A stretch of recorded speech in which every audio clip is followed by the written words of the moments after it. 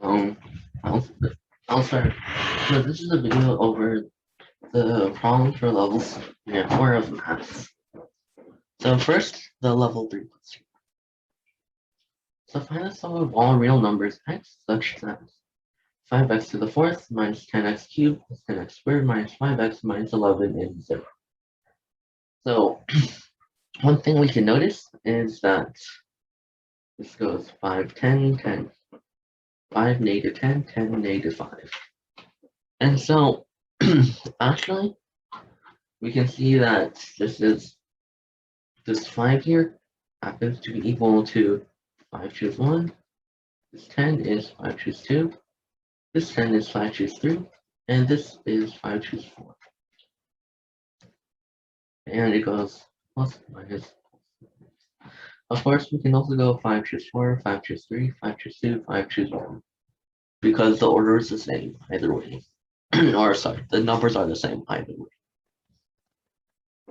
So what this inspires us to do is to take the polynomial 1 minus x to the power of 5. And if we do this, we see that this is equal to 1 minus 5x plus 10x squared minus 10x cubed plus 5x to the fourth minus x to the fifth. And so this mostly matches up with this, but there's there's also an extra x to the fifth minus x to the fifth. So we need to add in plus x to the fifth. And we also need to subtract 12 here. So basically we have that we're trying to solve the equation x to the fifth plus 1 minus x to the power of 5 minus 12 is equal to 0.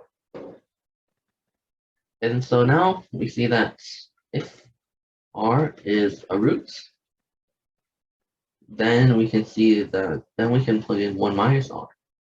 And so we know that r to the fifth plus 1 minus r to the power of 5 is equal to 12. And so now if we plug in 1 minus r, the result that we can get is that 1 minus r to the power of 5 plus 1 minus r to the power of 5 is equal to 12. And 1 minus r is just equal to r. So, and we know that this is equal to 12. So 1 minus r is also a root. So for any roots, then 1 minus r is also root. And at the same time, we can also see that this necessarily only has 2 real roots. And that's because this term is constantly increasing while this term is constantly decreasing. So as a result, it will only cross the line y equals 12 at 2 points. And that's just because it's r and 1 minus r. And that's because of the symmetry. And so there's no way that this has 4 real roots. So there's only a single pair of roots. And so the sum of all real roots is just 1. So now on to the level 4 question. So, excuse me for a second.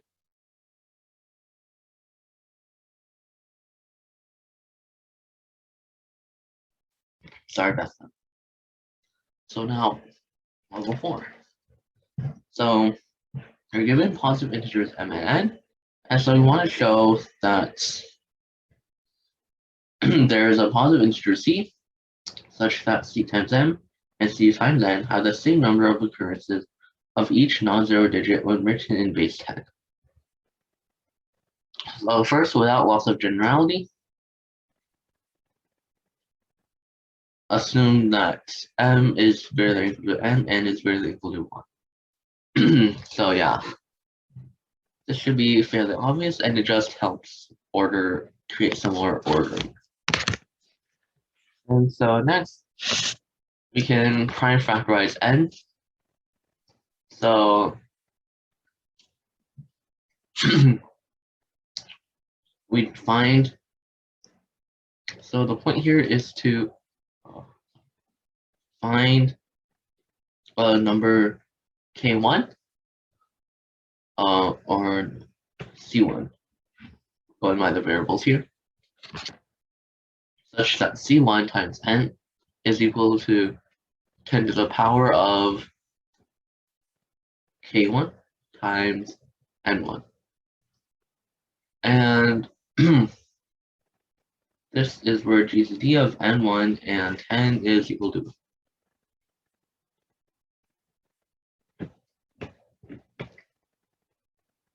Okay, so if this number k1,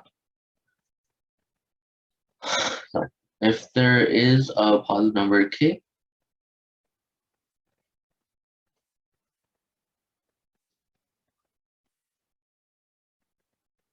such that k is greater than k1,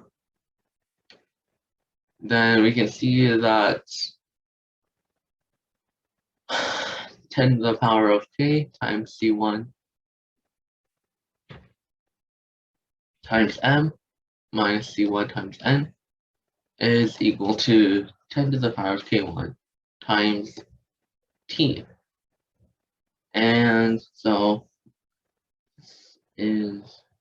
this t is just a substitution for the number 10 to the power of k minus k1 times c1 times m minus n1. And so you can see that this number must be greater than 0, and that's because they're using our definition from here. Oh, why did I write c1? Should we see c? Okay, I mean c1, not c. Okay, so now we choose some large k that's large enough so that t is greater than c1 times m. And so we can find, and so next what we find is an integer b such that 10 to the b minus 1 is divisible by t.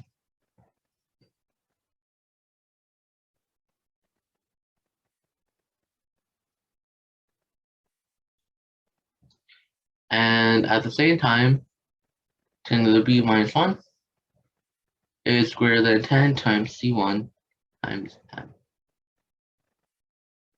So an example of one possible value would just be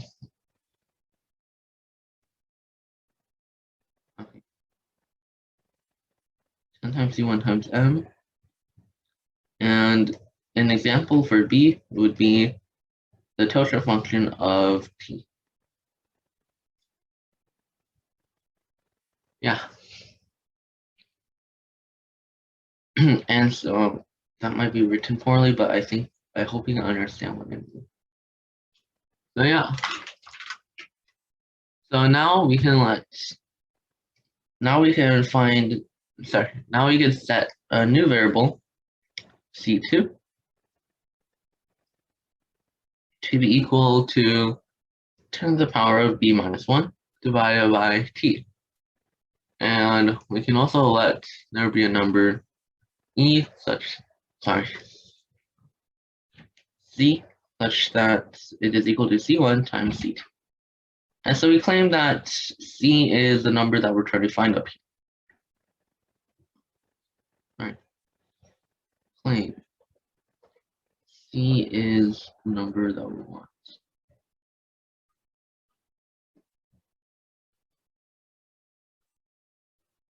Okay. Yeah. So like that. And so since c1 times m and n1 are both less than t, so we can see that the expansions of c1 times m divided by t is equal to c times m divided by c2 times t. And this is equal to c times m divided by 10 to the power of b minus 1. And we also have that n1 divided by t is equal to c2 times n1 divided by 10 to the power of b minus 1.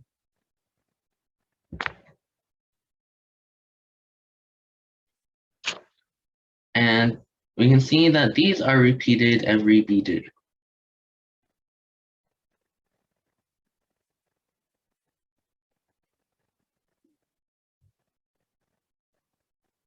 And that's because of this up here. So yeah. So all of these repeat every B digits because of these denominators. So yeah. And so another thing we see is that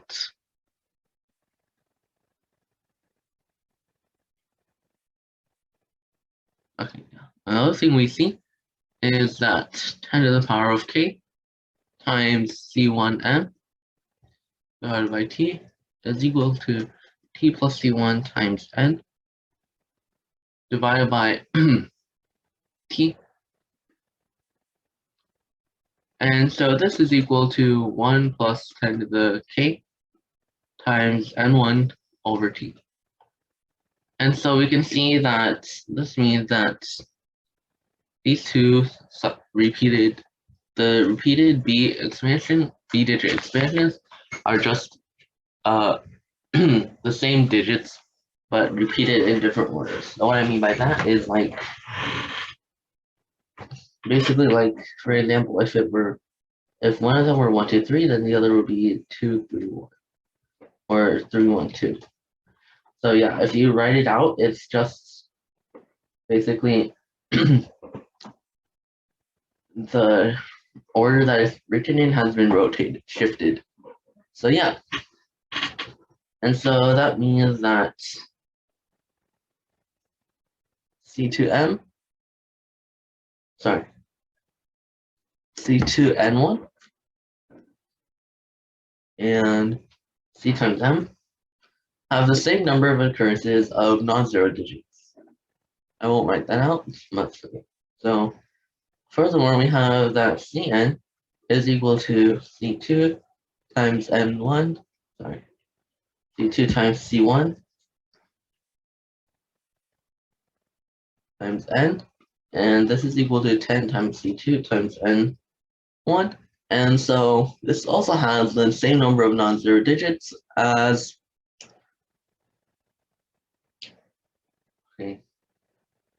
equal number of digits as C2 times N1, because all we're doing is adding a 0 to the end. And yeah, so that shows that Cn and Cm have the same number of non-zero digits when reaching in base 10. And so our problem is complete.